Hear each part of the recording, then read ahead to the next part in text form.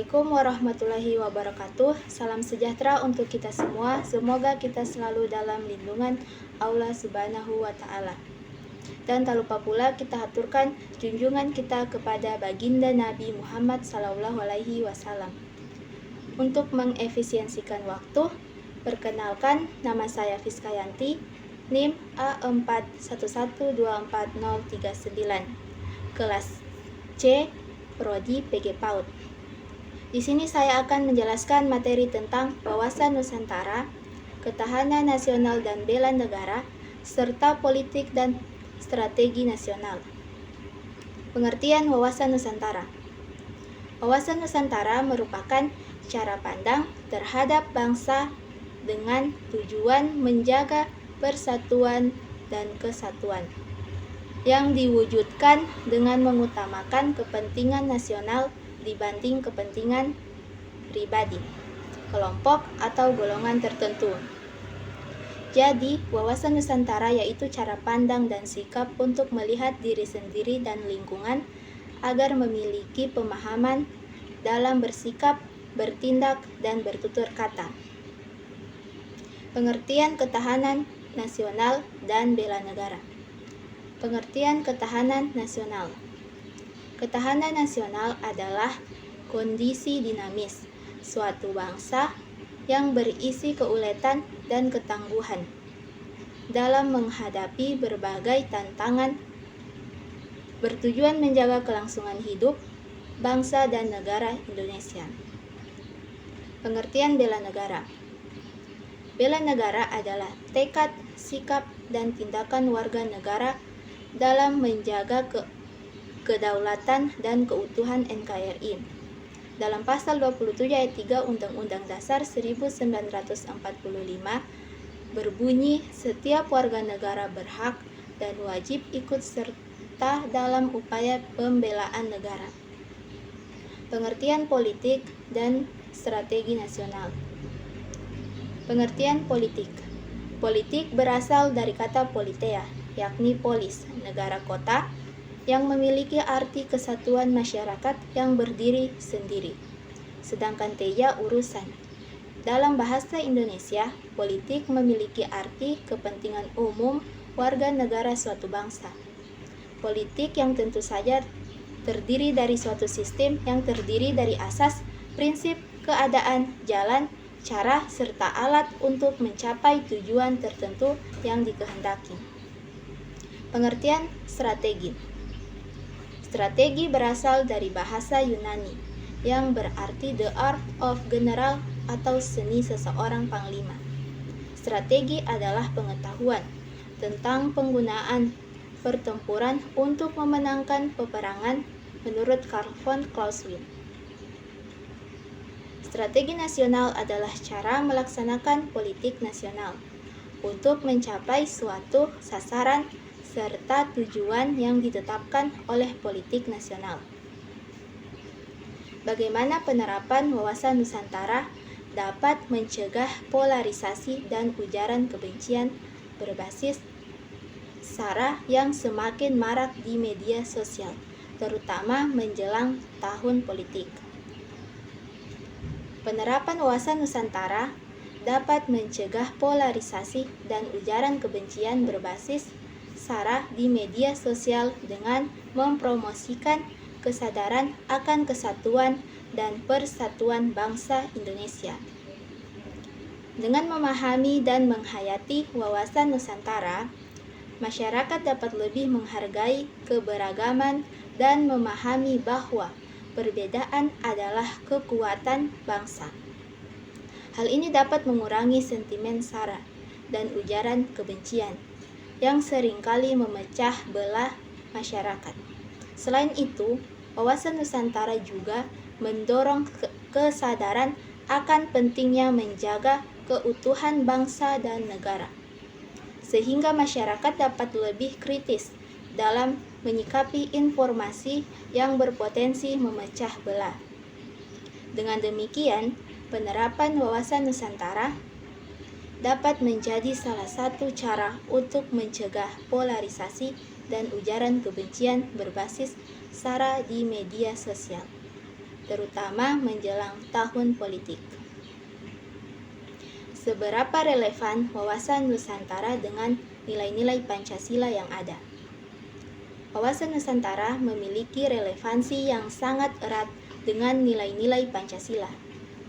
Konsep wawasan Nusantara menekankan kesatuan dan persatuan bangsa Indonesia, serta kesadaran akan pentingnya menjaga keutuhan wilayah dan kedaulatan negara. Hal ini sejalan dengan Sila Persatuan Indonesia yang menekankan pentingnya kesatuan dan persatuan bangsa. Selain itu, wawasan Nusantara juga mendorong kesadaran akan pentingnya keadilan sosial dan kesejahteraan rakyat, yang merupakan prinsip utama dalam Sila Keadilan Sosial bagi seluruh rakyat Indonesia. Dengan demikian, wawasan Nusantara dapat dipandang sebagai implementasi dari nilai-nilai Pancasila dalam konteks kebangsaan dan kenegaraan, sehingga keduanya saling melengkapi dan mendukung untuk membangun bangsa Indonesia yang kuat, bersatu, dan sejahtera. Bagaimana cara menjaga persatuan dan menerapkan wawasan Nusantara di era globalisasi untuk anak muda yang mulai mengabaikan rasa persatuan dan budaya Nusantara? Di tengah arus globalisasi yang membawa masuk berbagai budaya asing dan kemudahan akses informasi, menjaga persatuan bangsa menjadi hal yang sangat penting. Kita dapat melakukannya dengan menanamkan rasa cinta tanah air sejak dini melalui pendidikan karakter, mengenalkan sejarah perjuangan para pahlawan, serta menghormati perbedaan suku, agama, dan budaya yang ada di Indonesia. Toleransi antar umat beragama, komunikasi yang baik antar wilayah, dan penolakan terhadap ajakan yang memecah belah juga perlu terus dijaga. Dalam menghadapi tantangan global, wawasan Nusantara bisa diterapkan dengan cara melestarikan budaya daerah, menggunakan teknologi untuk menyebarkan nilai-nilai kebangsaan, serta mendorong peran aktif generasi muda sebagai penjaga persatuan. Bagaimana meningkatkan wawasan kebangsaan? Meningkatkan wawasan kebangsaan dapat dilakukan dengan beberapa cara. 1. Pendidikan.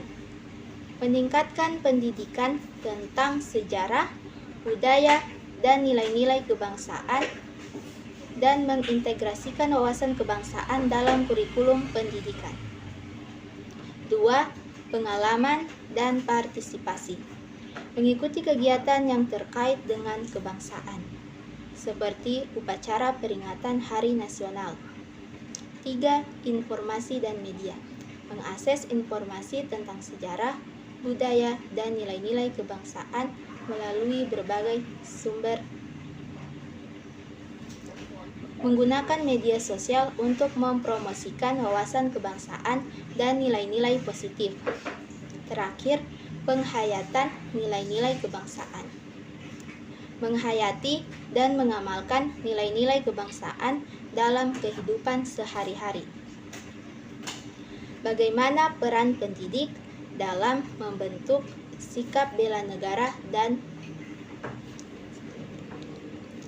peran utama pendidik dalam membentuk semangat bela negara? 1. Menanamkan nilai-nilai Pancasila dan nasional.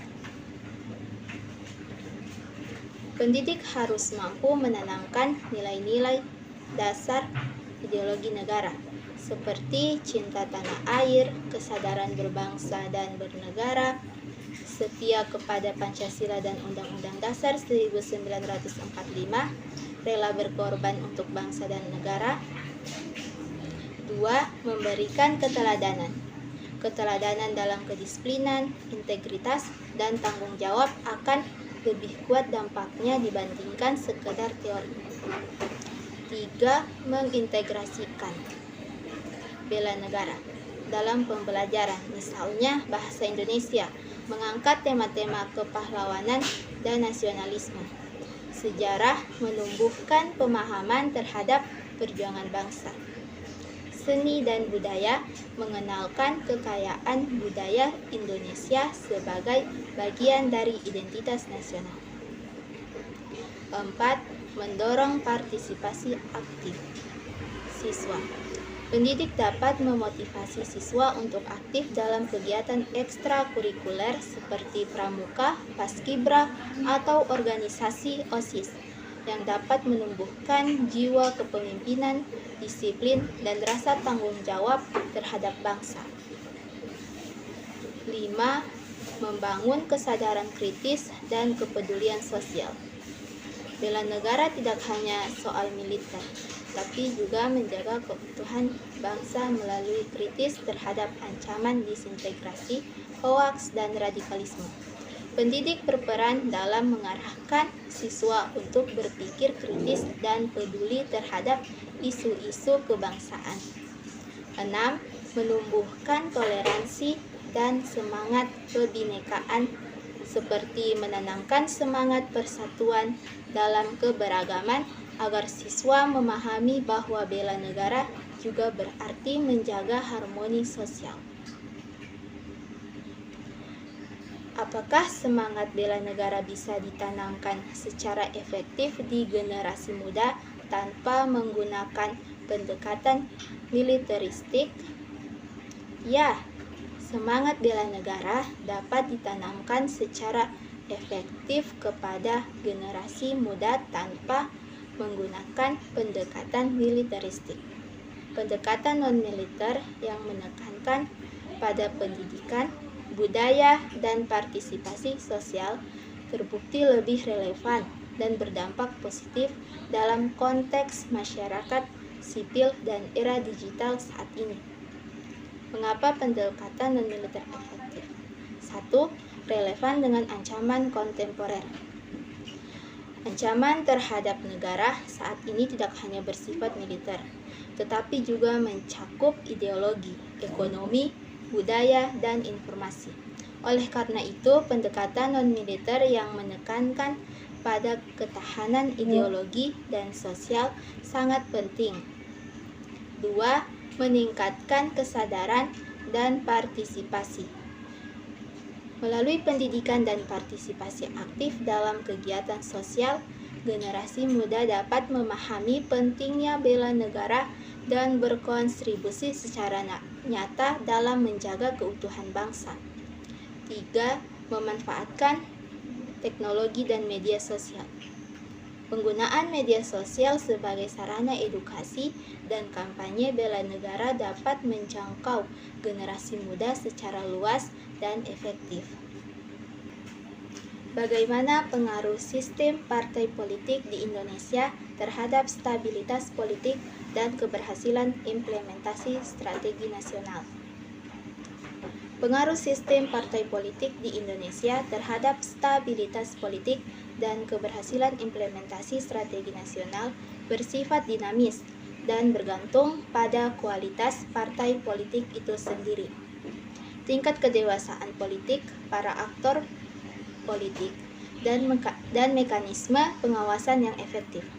Untuk memaksimalkan pengaruh positif dan meminimalkan pengaruh negatif, diperlukan reformasi sistem partai politik yang berkelanjutan, peningkatan kualitas kader partai, dan penegakan hukum yang tegas dan konsisten. Penguatan peran masyarakat sipil dalam mengawasi jalannya pemerintahan juga sangat penting.